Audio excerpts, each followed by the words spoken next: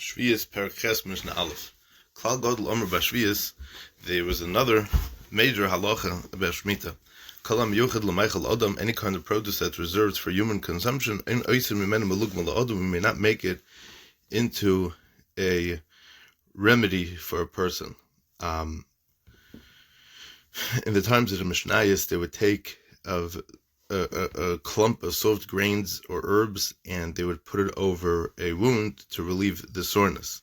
So the previous parak discussed which produce has Kedusha Shvi'is. This parak is going to discuss what you do with peiros that have Kedusha Shvi'is.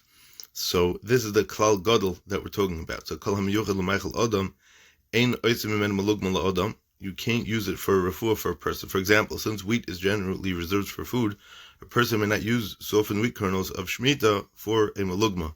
Since the produce is usually used as food, it may be used only for a purpose which, like food, is useful for everyone, and it cannot be used for refuah, which is usually only to someone who has a wound.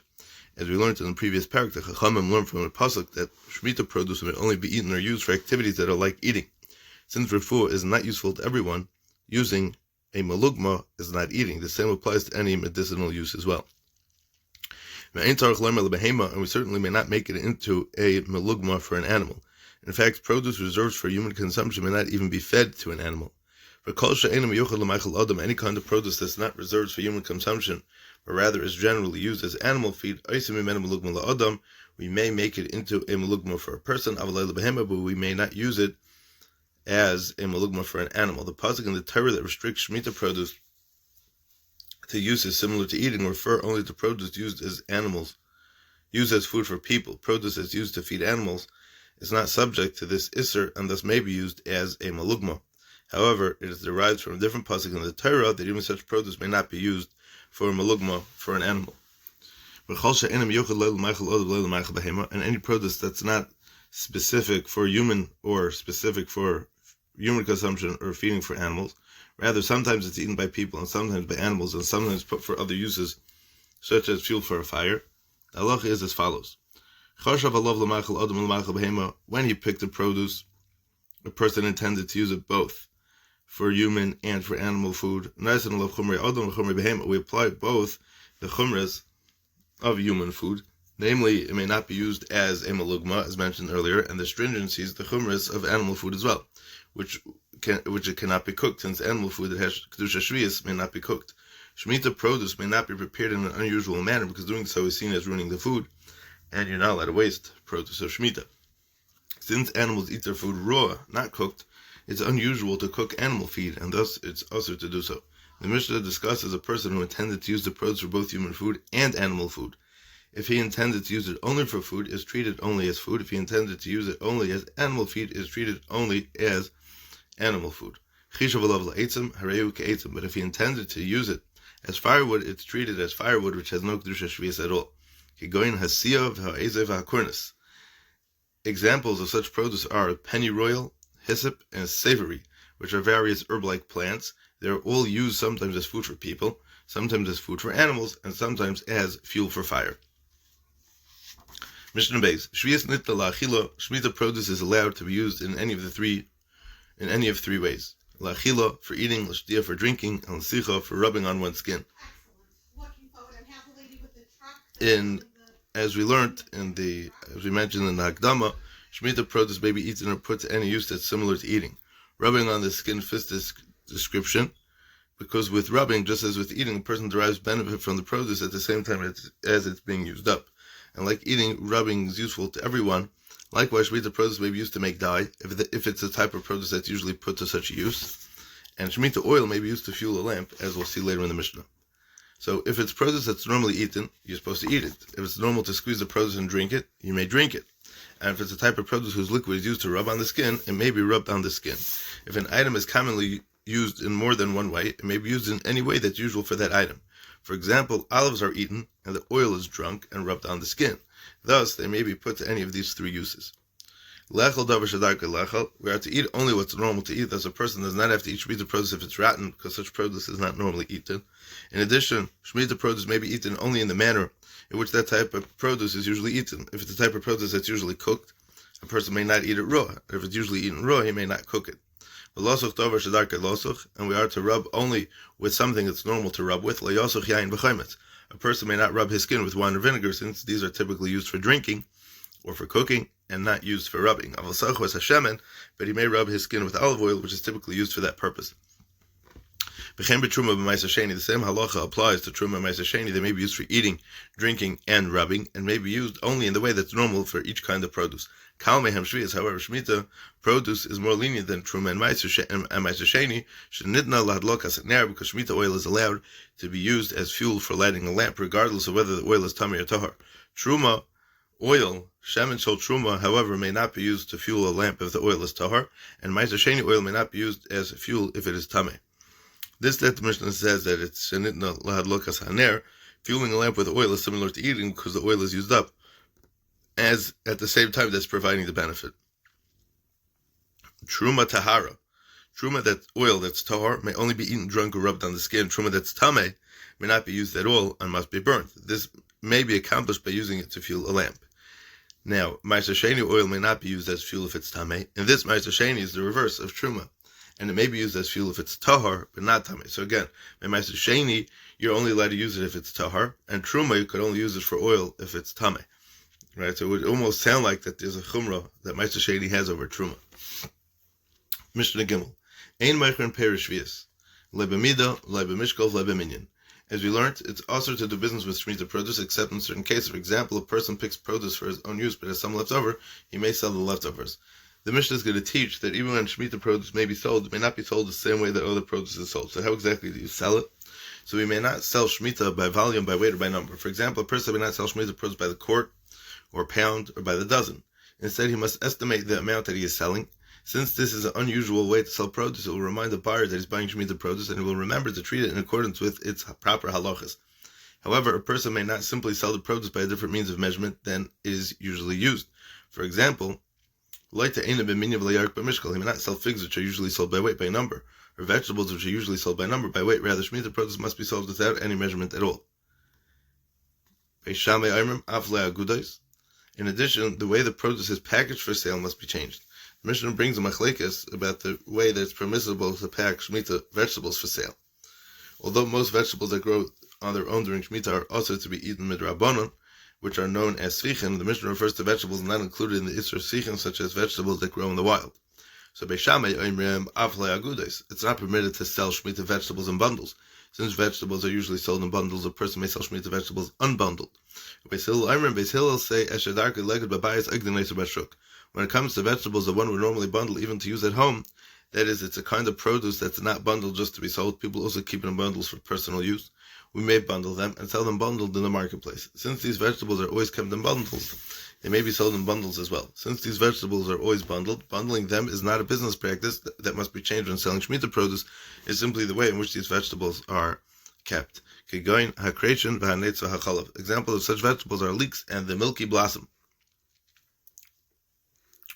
Mishnah Dalet. If someone says to a worker, here's this Isser coin for you, now pick Shemitah vegetables for me today. He pays him to pick vegetables that have grown by themselves during Shemitah. When a person buys Shemitah produce, the money he pays for the produce takes on Kedusha Shviyas.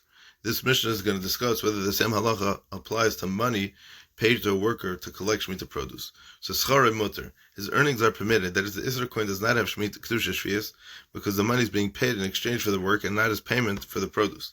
However, if someone says, L'kaitli boy yarek hayom, pick Shemitah vegetables for me today for this Isser, Schare Aser, this money is Aser, that is, the Isser has, this Isser coin has Kedusha Shviyas, thus the money must be used to buy food, which then takes on Kedusha Shviyas. By telling the worker to pick vegetables for this Isser, he implies that the Isser is in exchange for the vegetables and not for the labor that he's doing. This Isser is thus money used by Shemitah produce and therefore takes on Kedusha Shviyas.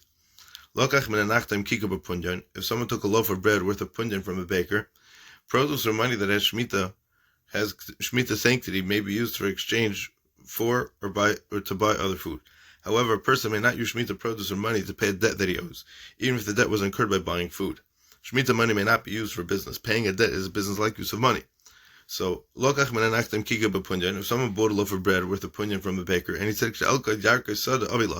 when I pick wild vegetables, I'll bring some to you. mutter. It's permitted to give the baker these vegetables, even though they are Shemitah produce. Although a person may not take a debt with Shemitah, pay a debt with Shemitah produce, this customer does not intend to pay for the bread with the vegetables. He meant to take the loaf as a gift and then bring some vegetables as a sign of appreciation. Wild vegetables are very common and easy to find. Thus, the baker can easily get them on his own. He does not consider them worth enough to be payments for the bread. If he agrees to the exchange, he's obviously agreeing to give the bread for free, and the customer will simply bring some vegetables to express his thanks. Since they're just giving each other gifts, this is mutter. However, if he took the bread from the baker without saying anything about the payment, it's understood that he's buying the bread on credit and plans to pay the baker later, so lo yashalem le midmei shvius. Therefore, he may not pay the baker with Shemitah money or Shemitah produce. She'ein porin chayv midmei shvius, because we're not allowed to repay a debt with Shemitah money or produce. Although mo'ei shvius and produce may be used to buy food, that's only when the money is paid at the time of the purchase. If the food is bought on credit, the money owed for the food is viewed as a regular chayv. When the customer later pays for the bread, he's simply paying an old chayv, which he may not do with Shemitah money or produce. Mishnah Hey, Ein Noisen Loila Bayar. We may not give Shemitah money to pay a well digger to dig wells in order to supply water for bathing or washing clothes. V'leila Balon, nor may we give Shemitah money to a bathhouse attendant to pay for a bath. V'leila Sapar, nor to a barber to pay for a haircut. V'leila Sapan, nor to a boat operator to pay for a boat ride. Shemitah money is subject to the same restrictions as Shemitah produce. Since a person may not be allowed to use perish shvius for any of these things, he may not pay for them with Shemitah money either. None of these activities are similar to eating, and therefore may not be paid for with Shemitah produce. Riding on a boat is obviously not similar to eating in any way. Washing clothes is not similar to eating, because when eating, the person eating benefits from the food as it's getting used up. But when washing clothes, the detergent is used up right away, but the person gets no benefit until the clothes become clean, which does not happen for some time. Bathing and taking a haircut are not similar to eating because they need to be done only once in a while, unlike eating, which is a daily need. However, a person may give Shemitah money to a well digger so he'll supply water to drink. Since a person may drink Shemitah produce, he may pay for drinks with Shemitah money. And he may give Shemitah money to any of these workers as a free gift, even if he knows that in return for this gift, they'll provide their services for free. Even though it appears as though he's paying them for the service with the Shemitah money, it's mutter as long as he truly intends to give it as a matana and not as payment. Mishnah Vav. The Torah orders that produce that grows by itself during Shemitah may be declared, that it should be declared hefker. If a person goes against halacha and guarded his own produce and did not let others collect it, then even if he later is mafkir it may not be harvested in a way that ordinary crops are harvested. So therefore, when harvesting Shemitah figs that were unlawfully guarded, we may not cut them with a fig knife. A fig knife is a tool designed for harvesting figs. It's a muktzah, probably lashon koitza. But you may cut them with an ordinary knife, since that's an unusual way to harvest figs. Similarly, one who harvests any Shemitah produce that was guarded must use tools that are not normally used to harvest that particular kind of produce. We may not press Shemitah grapes in the wine press that are usually pressed. In addition to the halacha we just mentioned, which is required in Torah, the Rabbanon were geyser the Shemitah produce that was guarded may not be processed in the way ordinary produce is being processed. So, for example, in Dorchen and Avon Bagas, we may not press Shemitah grapes in a wine press as they're usually pressed, but one may press them in a kneading trough, which is a large bowl used for kneading dough, which is generally not the way that you're going to press grapes. And we may not crush Shemitah olives in an olive press and then squeeze out the oil with a heavy beam that is weighted down by a large stone, as it is usually done. Rather, one could crush the olives in a container that's not normally used for crushing olives, then put them in a small olive press to extract the oil. Producing oil from olives involves two steps. The olives are first crushed or ground, and then they are pressed to release their oil. According to the Tanna Kama, when a person produces oil from Shemitah olives that were unlawfully guarded, he must do both of these steps in an unusual way. Crushing or grinding, which would usually be done in parts of the olive press, must be done in a separate container, and the pressing must be done in a small olive press rather than in an ordinary large one. Reb Shimon says that one may even grind the olives in a regular olive press, but he must then put them in a small olive press to extract the oil. According to Reb Shimon, only the actual pressing must be done in an unusual container. The crushing or grinding, which is only the preliminary stage, may be done in an olive press as usual. Mishnah Zayin. As we learned, a person may not cook Shemitah vegetables with truma oil, so that he doesn't cause the vegetables to become unfit to eat. If truma becomes tameh, it must be burnt. When vegetables are cooked with truma oil, the vegetables absorb truma and will now have to be burnt if they become tameh. Since cooking Shemitah vegetables in truma oil might lead to the vegetables being destroyed, it's forbidden to cook them in such oil. Ordinary Shemitah produce that becomes tameh may still be eaten. It's only if it's mixed with truma that it has to be burnt. So thus, by cooking Shemitah vegetables with truma oil, a person might cause the vegetables to have to be destroyed. Reb Shimon permits cooking them together. Reb Shimon holds that although a person may not destroy Shemitah produce, he may perform a permitted action, cooking them in truma oil, even if it might lead to the produce being destroyed. A person may exchange Shemitah produce for other food, and the new food then takes on Kedusha Shvius. The Mishnah will explain, if Shemitah produce is exchanged for something, which is then exchanged for something else, only the very last item holds Kedusha Shvius. For example, if a person exchanges Shemitah produce for meat, the meat takes on Kedusha Shvius. If he then exchanges the meat for fish, the fish then take on Kedusha Shvius, and the meat goes back to its ordinary non-Shemitah status. Interesting, what do you call it? It's not like it becomes tevel, right? It becomes chula. That's the lashon over here in the Rav. Av shvius tefeses the mehav yatis l'chulin. Yeah, v'apri atzmei aser, but the Shemitah produce itself is always forbidden. That is, it always has a kedusha shvius. For example, if a person exchanges Shemitah produce for meat, the meat takes on kedusha shvius, but the produce remains kadosh b'kedusha shvius as well. Mishnah Ches. We may not buy servants, land, or non-kosher animals with Shemitah money, since Shemitah money must be used to buy food, and these items cannot be eaten. The same applies to any object that cannot be eaten, such as clothing. And if someone did buy one of these items with Shemitah money, as a knas, he must eat with Kedusha Shvius. He must eat Kedusha Shvius food that is of equal value to the money he spent shaloi kedin. For example, if he spent 10 dinners of Shemitah money on a slave, he must take 10 dinners of non-Shemitah money and use it to buy food that he will then treat with Kedusha Shvius. This knas ensures that a person does not profit by using Shemitah money unlawfully. He must replace the money he spent with the other money which he must treat with Kedusha Shvius. The Shemitah money, which is now in the hands of the seller, still has Kedusha Shvius and must be treated accordingly, so I guess you would have to let him know about that. A person may use Shemitah money to buy an animal that he will then bring as a nedava, korban, to the Beis HaMikdash. The Mishnah is going to discuss whether a person may use Shemitah money to buy certain karbanos that he's mechuyev to bring. A person may not bring a pair of birds as offerings for a zavim. A zav is a man who's tameh because he experienced a certain type of bodily discharge, vikine zavais, or a pair of birds as an offering, as a korban for a zavais. A zava is a woman who is tameh because she experienced a certain type of irregular menstrual bleeding. To become fully tahar, a zav and a zava must bring either tarim or b'nei yaina, two of them, as karbanos. And kine yaldas, a pair of birds as karbanos for a woman who have just given birth. After a woman gives birth, she must bring certain karbanos. A wealthy woman brings a bird and a lamb, while a poor woman brings 2 birds. Our Mishnah is referring to a poor woman who cannot afford to bring a sheep. So you cannot buy these karbanos midmei shvius. Since these people must bring their karbanos to fulfill a chiyuv, they must use regular chulin, non-shemitah money to buy these birds. This is in accordance with the general halacha that a chiyuv of a korban, a chayva, must be brought with chulin and not with kedusha of any sort. Although the Mishnah gives examples of a chiyuv of eifes, it's equally forbidden to use shemitah money to buy any korban that a person is mechuyev to bring. And if someone did bring one of these offerings with shemitah money, as a knas, he must eat with kedushas. He must eat food with kedusha shvius that's of equal value to the money that he spent shaloi kedin. Ein tzachar kelim b'shem shel shvius. One may not rub utensils with shemitah oil. As we have learned, shemitah produce may be used only in a manner that resembles eating.